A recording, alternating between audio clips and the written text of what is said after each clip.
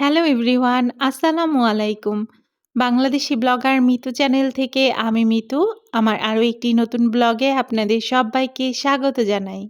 যে যেখান থেকে আমার আজকের ভিডিওটি দেখছেন, আশা করি আল্লাহর রহমতে সবাই ভালো আছেন, সুস্থ আছেন। সবার সুস্থতা কামনায় আজকের ব্লগটি শুরু করছি। আমি কিন্তু এখানে বারান্দায় পানি দিতে এসেছি, আর আমাকে দেখে মাছগুলো কেমন ছুটাছুটি শুরু করে দিয়েছে। অনেক দিন যাবৎ আমার কাছে থাকতে থাকতে এরা কিন্তু আমার সন্তানের মতোই হয়ে গেছে। ওরা যেমন আমাকে ভালোবাসে, আমিও কিন্তু ওদেরকে খুব বেশি ভালোবাসি। আমি একটু অসুস্থ, তাই আপনাদের সাথে আজকে খুবই ছোট্ট একটা ভিডিও শেয়ার করেছি। আশা করি একটা লাইক দিয়ে সম্পূর্ণ ভিডিওটি দেখে নেবেন। আর আজকে খুব বেশি রান্নাবান্না করব না, কাজকর্মও তেমন করব না। গতকাল রাতে আয়ন বলেছিল চিকেন ফ্রাই আর ফ্রাইড রাইস খাবে, তাই আমি গতকাল রাতেই চিকেনটা ফ্রিজ থেকে নামিয়ে রেখেছিলাম আর সকালবেলা উঠেই ম্যারিনেট করে রেখেছি। আর এই তো এদিকে ফ্রাইড রাইসের প্রস্তুতি চলছে। আজকে ভেজিটেবল ফ্রাইড রাইস করব।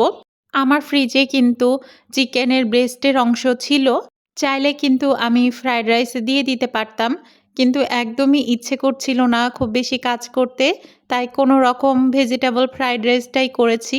একদমই বিছানা থেকে উঠতে ইচ্ছে হচ্ছিল না, তারপরেও স্বামী সন্তানের জন্য হলেও অল্প কিছু তো করতে হবেই।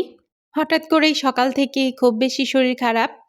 গতকাল রাতেও ভালোই ছিলাম। আল্লাহ কখন কার ভাগ্যে কি লেখে রাখে সেটা বলা যায় না। হয়তোবা আমার ভালোর জন্যই আল্লাহ এটা লিখে রেখেছে। যাই হোক, আমাদের সবার উচিত সব পরিস্থিতিতে আল্লাহর শুকরিয়া আদায় করার। আর অসুস্থ হলেই বোঝা যায় সুস্থতা আল্লাহর কত বড় নেয়ামত। আর আমার কিচেনের এই জায়গাটা আজকে খুব বেশি ফাঁকা ফাঁকা লাগছে, তাই না? আসলে আমার ইন্ডাকশন চুলাটা একটু সমস্যা হয়েছে, তাই ওটা আয়নের বাবা ঠিক করতে নিয়ে গেছে। তাই আমি আজকে কিন্তু গ্যাসের চুলাতেই রান্না করছি। এই জায়গাটায় যেহেতু ইন্ডাকশন চুলা নাই, সেজন্য কিন্তু এই জায়গাটা ফাঁকা ফাঁকা লাগছে। আজকে কিন্তু সবকিছুই আমি গ্যাসের চুলায় রান্না করেছি। এর মধ্যে কিন্তু ফ্রাইড রাইসটা রান্না হয়ে গেছে, আর চিকেন ফ্রাইটাও আমি ভাজতে দিয়ে দিয়েছি।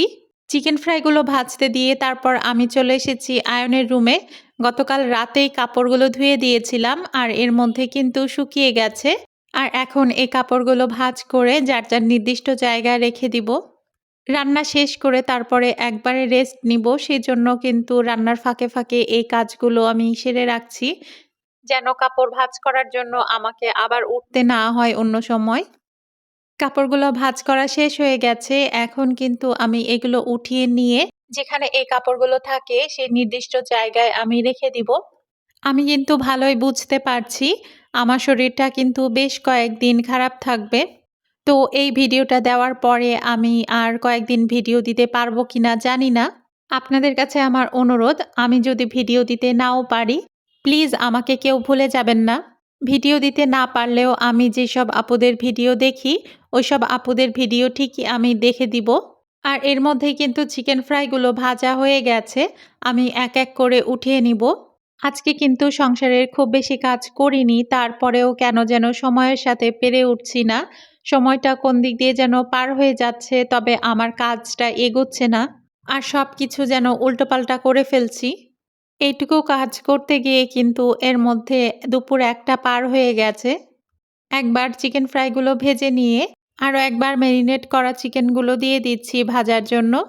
আর এই তো আয়নের বাবা চলে এসেছে, চুলাটাও নিয়ে এসেছে, চুলাটা ঠিক হয়ে গেছে। চুলার ভেতরে যে ফ্যান ছিল ওই ফ্যানটা নষ্ট হয়ে গিয়েছিল, ওটা আবার ঠিক করে নিয়েছে। আর এই তো বাসায় আসার সময় কিছু বাজারও করে এনেছে। খুব বেশি বাজার না, যেগুলো আমার বাসায় একদমই শেষ হয়ে গিয়েছিল ওগুলোই কিন্তু আনতে বলেছিলাম, ওগুলো নিয়ে এসেছে। আর আমি দই পছন্দ করি, তাই একটা দইও নিয়ে এসেছে আমার জন্য। এই বাজারগুলো কিন্তু আমি এখনই গুছিয়ে রেখে দিব। শরীরটা যেহেতু ভালো নেই, তাই পরবর্তীতে আর গোছাতে ইচ্ছে করবে না, তখন এগুলো এভাবেই পড়ে থাকবে। অনেক বাসায় আছে পুরুষ মানুষরা কিন্তু সংসারের এই কাজগুলো করে দেয়। তবে আয়নের বাবা এই কাজগুলো করতে পারে না। তবে টুকটাক ছোট ছোট কাজগুলো করে আমাকে সাহায্য করার চেষ্টা করে। ওটাতেই আলহামদুলিল্লাহ আমি অনেক অনেক খুশি। আর সব বাজার গোছানোর পরে দইটা আমি টেস্ট করে দেখছিলাম, ওই ভিডিওটুকুই অ্যাড করে দিয়েছি। আমি কিন্তু ভিডিওর একদমই শেষ পর্যায়ে চলে এসেছি। আবারও আপনাদের মাঝে হাজির হব নতুন দিনের নতুন কোনো ভিডিও নিয়ে। আরও একবার লাইক, কমেন্ট, শেয়ার এবং সাবস্ক্রাইব করার অনুরোধ জানিয়ে এখান থেকে বিদায় নিয়ে নিচ্ছি। আল্লাহ হাফেজ।